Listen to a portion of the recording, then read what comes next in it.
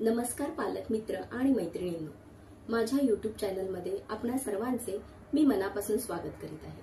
Welcome. आज आपण गोष्टींचा बालमनावर होणाऱ्या सकारात्मक परिणामांविषयी जाणून घेऊया. प्राचीन काळी ऐकण्याच्या माध्यमातूनच ज्ञानार्जन होत होते. छापील मुद्रणापूर्वी, टीव्ही मोबाईलच्याही पूर्वी गुरूंच्या मुखातून आलेले ज्ञान ग्रहण केले जात असे. वन्स अपॉन अ टाइम, कोणे एके काळी किंवा आटपाट नगरात एक राजा होता असे म्हटले की सर्व मुले अवधानपूर्वक गोष्ट ऐकायचे.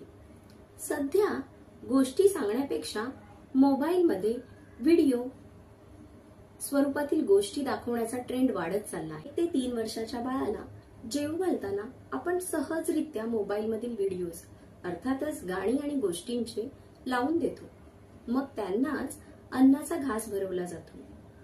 असे चित्र आपणाला आपल्या आजूबाजूला सर्वत्र आढळते. जाणता अजाणता आपणच मोबाईलची सवय मुलांना लावून देतो. त्या लहानग्या बाळांना मोबाईल हे खेळणंच वाटू लागतं.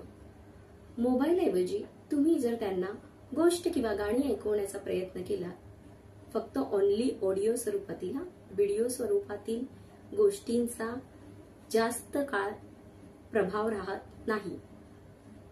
गोष्ट ऐकल्यामुळे मुलांची श्रवण क्षमता सुधारतेच, त्यांची शब्दसंपत्ती वाढते, प्रश्न विचारण्याची प्रवृत्ती वाढते, त्यांच्यातील कल्पनाशक्ती वाढते.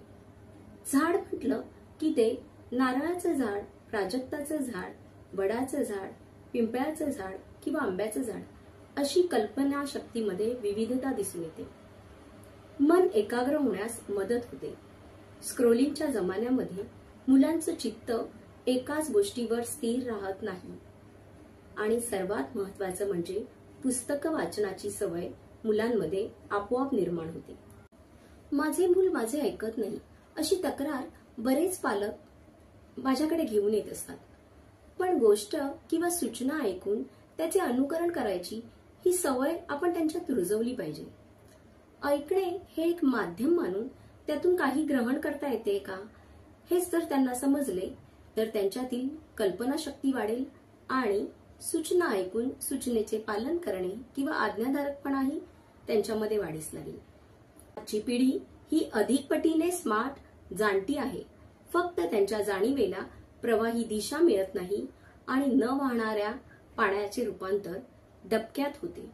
असेच त्यांच्या गुणवत्तेच्या बाबतीत घडू नये यासाठी पालक म्हणून आपण 24/7 आवर्स सतत जागरूक असले पाहिजे. उदाहरण म्हटलं तर जंगल किंवा रान आपोआप वाढते. त्यासाठी कष्टाची गरज नसते. परंतु सुंदर बाग बनवण्यासाठी माळी प्रत्येक रोपाची, त्यावरील फुलांची काळजी घेतो. नको असलेले गवत काढून टाकतो. रोपांना खतपाणी घालून योग्य वेळी छाटणी करून त्या रोपांचं सुंदर वृक्षात रूपांतर घडवण्याचे कौशल्य त्या माळ्यामध्ये असते. त्याचप्रमाणे मुलं वाढवणं आणि मुलं घडवणं यामध्ये एक पुसटशी सीमारेषा आहे. परंतु तुम्हीच ठरवू शकता तुम्हाला काय करायचे आहे. राजमाता जिजाऊंनी देखील रामकृष्णांच्या गोष्टी शिवरायांना सांगत असत. शिवरायांना साहसी बालक ते स्वराज्याचे छत्रपती म्हणून घडवण्या या गोष्टींचा मोलाचा वाटा आहे. भाषा विकासाच्या श्रवण, भाषण, वाचन, लेखन या 4 पायऱ्या आहेत. त्यातील श्रवण ही पहिली आणि अत्यंत महत्वाची पायरी आहे. ही पायरी स्किप करू नका. म्हणूनच तर मी म्हणते की मुलांना गोष्टी ऐकण्याची सवय आपण निश्चितच लावूया. ऑडिओ स्वरूपातील गोष्टींची मालिका या बच्चे कंपनीसाठी मी लवकरच सुरू करीत आहे. गोष्टी कोणत्या विषयावर असाव्यात हे तुम्ही कमेंटमध्ये सांगू शकता. पालकांनी मुलांना कसे घडवावे या बाबतीतील महत्त्वाच्या टिप्स आपणासाठी मी नेहमीच घेऊन येणार आहे. माझा चॅनल आवडल्यास माझ्या चॅनलला लाईक, सबस्क्राईब करा आणि तुमच्या सोबतच्या सर्व पालक मित्रमैत्रिणींना शेअर करा. धन्यवाद.